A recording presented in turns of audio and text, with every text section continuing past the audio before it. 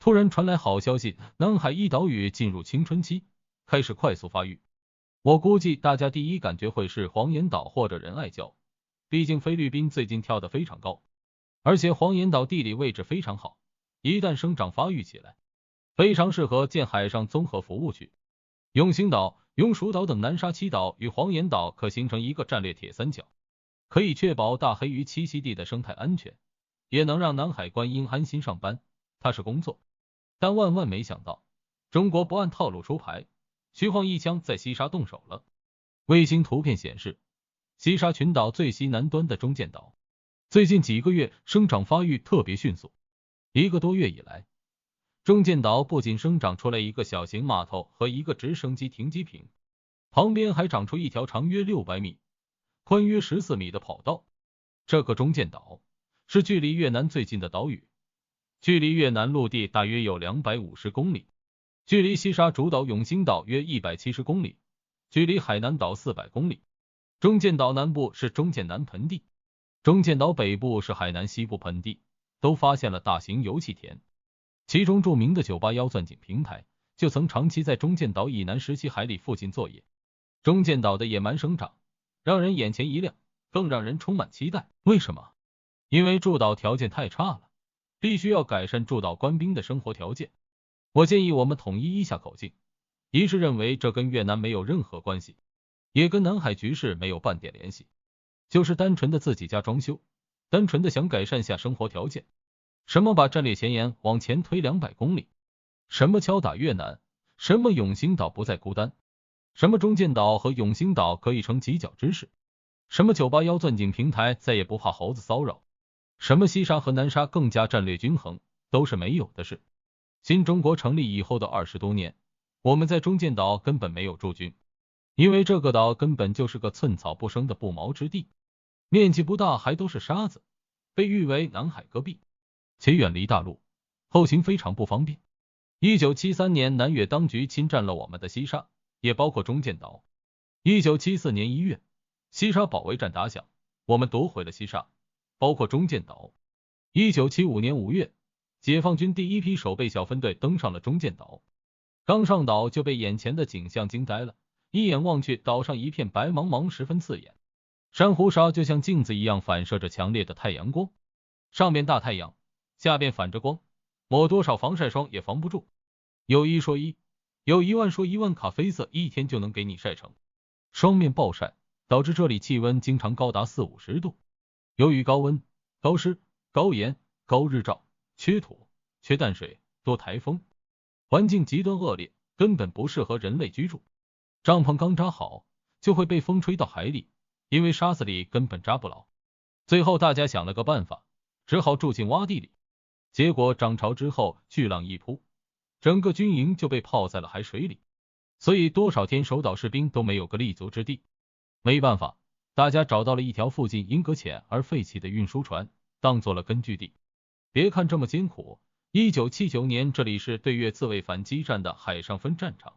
1979年，越南果然企图偷袭我们中间岛，守岛士兵奋起反击，用时不到15分钟就结束了战斗，硬生生缴械了3艘越南舰艇，俘虏了24人。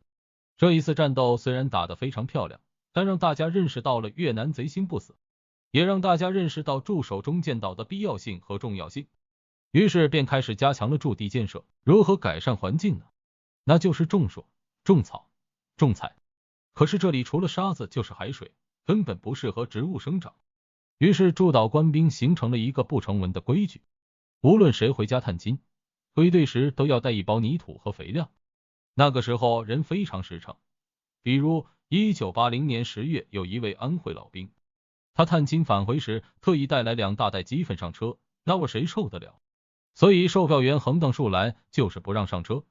不过话说回来，换谁也不可能接受带粪上车的，太味儿。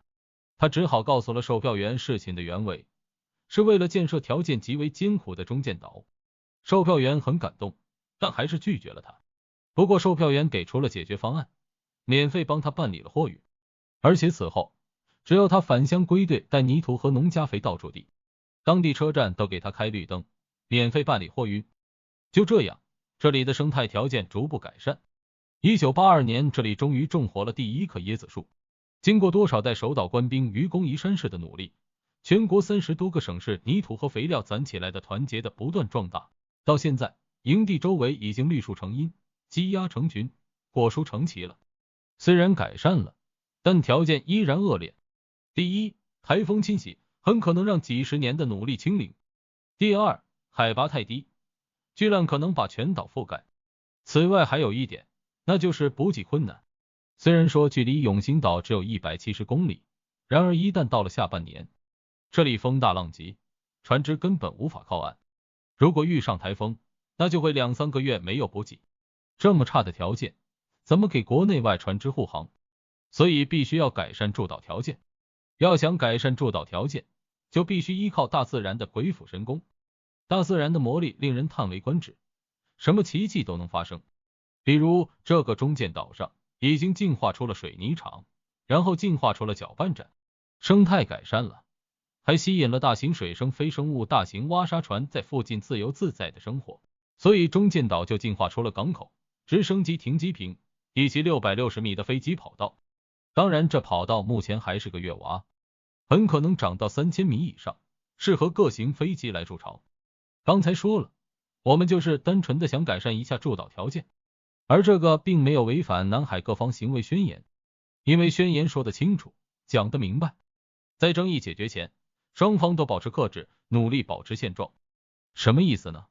双方都不采取使争议复杂化、扩大化和影响和平与稳定的行动，包括不在现无人居住的岛、礁、滩、山或其他自然构造上采取居住的行动，并以建设性的方式处理分歧。